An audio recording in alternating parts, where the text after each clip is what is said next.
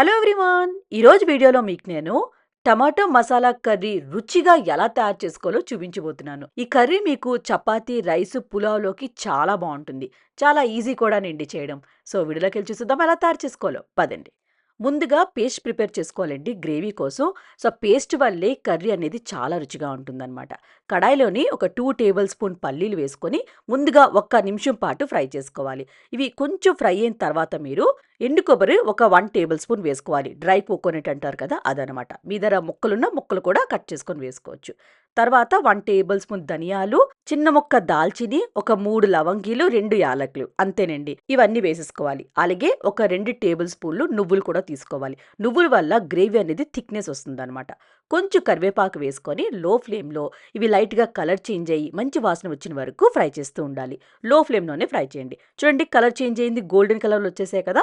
ఇప్పుడు stove off చేసుకొని చల్లగైన తర్వాత మిక్సీ జార్‌లో వేసుకొని ముందు పౌడర్ చేసుకోవాలి. పౌడర్ చేశాక కొంచెం వాటర్ వేసుకొని మిక్సీ చేసుకోవాలి. ఇప్పుడు పేస్ట్ చేసుకోవాలనమాట. ఇలా చేసిన వల్ల చక్కగా ఇవన్నీ బాగా నలుగుతాయనమాట. అందుకే మీకు చెప్తున్నాను. సో, ముందే వాటర్ వేసేసుకున్నారనుకోండి సరింగా నలగదనమాట. అంతే. ఇప్పుడు ఒక కడాయి తీసుకొని అందులోని ఒక 2 టేబుల్ స్పూన్ ఆయిల్ వేసుకోవాలి. ఆయిల్ హీట్ అయ్యాక 1 టీ స్పూన్ ఆవాలు, 1 టీ స్పూన్ జీలకర్ర, తర్వాత ఒక 2 మీడియం సైజ్ ఉల్లిపాయలని చిన్నగా కట్ చేసుకొని వేసుకోవాలి. ఉల్లిపాయలు వేశాక ఈ ఉల్లిపాయలు మంచి కలర్ వచ్చిన వరకు ఫ్రై చేసుకోవాలి. మీరు కావాలంటే ఉల్లిపాయలు ఇంకొక 2 ఎక్కువ కూడా వేసుకోవచ్చనమాట. తర్వాత కొంచెం కరివేపాకు వేసుకొని ఇలా ఉల్లిపాయలు కొంచెం కలర్ చేంజ్ అయిన తర్వాతే మీరు అల్లం వెల్లుల్లిపాయ పేస్ట్ వేసుకోవాలి. ఒక 1 టీ స్పూన్ వేసుకొని పచ్చి వాసన పోయిన వరకు ఈ పేస్ట్‌ని ఫ్రై చేసుకోవాలి. లో ఫ్లేమ్‌లో పెట్టుకొనే ఫ్రై చేసుకోవాలనమాట. ఇప్పుడు టమాటాలు తీసుకోవాలి. నేనిక్కడ ఒక 10 టమాటాలు తీసుకున్నానండి. చిన్న సైజ్ టమాటాలు తీసుకోండి. పెద్దవి తీసుకోకండి. టమాటాలని ఇలా కట్ చేసుకొని మధ్యన ఇలా ఘాట్లు పెట్టుకోవాలనమాట. సో, ఇలా పెట్టిన వల్ల ఏమవుతుందంటే మసాలా అంతా టమాటా లోపలికి వెళ్తుంది. మరీ పూర్తిగా ఘాట్లు పెట్టుకోకండి. కట్ చేసినట్టు కాకుండా కొంచెం సగమే అనమాట. అంతే. మీరు వీడియోలో చూస్తున్నారు కదా! ఇలా పెట్టుకుంటే సరిపోతుంది. ఇప్పుడు పేస్ట్ వేసుకోవాలి. మనం ఆల్రెడీ మసాలా పేస్ట్ చేసుకొని ఉంచుకున్నాం కదా! ఆ పేస్ట్ వేసుకొని ఆ జార్‌లోని కొంచెం వాటర్ వేసుకొని కలుపుకొని వేసుకోండి.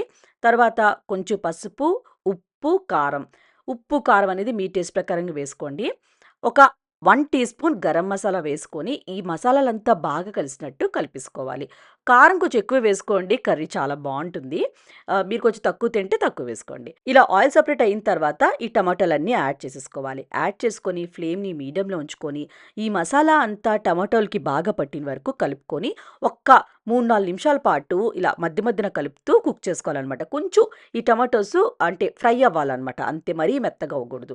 కొంచెం ఫ్రై అయిన తర్వాతే మీరు వాటర్ వేసుకోవాలి. మరీ వాటర్ కూడా ఎక్కువ వేసుకోకండి. ములిగినంత వేసుకుంటే సరిపోతుంది. అప్పుడే గ్రేవీ మీకు థిక్‌నెస్ వస్తుందనమాట. ఇప్పుడు చిన్న నిమ్మకాయ సైజ్ అంత చింతపండుని నీటిలో నానబెట్టుకోవాలనమాట. చాలా కొంచెం అండి. ఎక్కువ వేసుకోకండి పులుపొచ్చేస్తుంది. ఆ వాటర్ అంతా ఈ గ్రేవీలో వేసుకొని బాగా కలుపుకొని ఉప్పు, కారం సరిపోయిందో లేదో చూసుకోండి. అలాగే పచ్చిమిరపకాయలు ఇలా కట్ చేసుకొని వేసుకొని మూత పెట్టుకొని మీడియం ఫ్లేమ్‌లో ఒక 10-12 నిమిషాల పాటు కుక్ చేసుకోవాలి. మధ్య మధ్యన కలుపుతుండండి. ఒక 12 నిమిషాల తర్వాత మూత ఓపెన్ చేశాను. చూడండి ఎంత చక్కగా టమాటోస్ బాగా కుక్ అయిపోయి గ్రేవీ కూడా పర్ఫెక్ట్‌గా ఉంది. ఇప్పుడు కొంచెం కొత్తిమీర వేసుకొని ఒక్క నిమిషం పాటు మీడియం ఫ్లేమ్‌లో ఉడికించుకోండి. అంతేనండి రెడీ అయిపోయింది. Tomato masala gravy curry. చాలా చాలా టేస్టీగా ఉంటుందండి. చపాతీ, రోటీ, పులావ్ ఎందులోకైనా పర్ఫెక్ట్‌గా ఉంటుంది. సో, ట్రై చేస్తారు కదా! ట్రై చేశాక నచ్చిందో లేదో కామెంట్ బాక్స్‌లో కామెంట్ చేయండి. అలానే లైక్ చేయండి, షేర్ చేయండి. ప్లీజ్ కృతికా వంటలు ఛానెల్‌కి సబ్స్క్రైబ్ చేయడం మాత్రం మర్చిపోకండి. మన నెక్స్ట్ వీడియోలో మీట్ అవుదాం. ఇంకో మంచి రెసిపీతో. Bye bye.